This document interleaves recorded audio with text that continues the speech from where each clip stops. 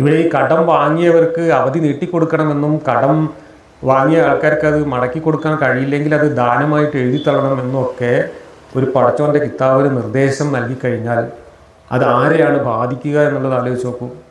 കടം കൊടുക്കുന്നവരെക്കാൾ കൂടുതൽ അത് കടം വാങ്ങാൻ അർഹതപ്പെട്ട ആളുകളെയാണ് ബാധിക്കുക. കാരണം ഇങ്ങനെ ഒരു നിർദ്ദേശമൊക്കെ വന്നു കഴിഞ്ഞാൽ പിന്നെ ആരെങ്കിലും കടം കൊടുക്കും?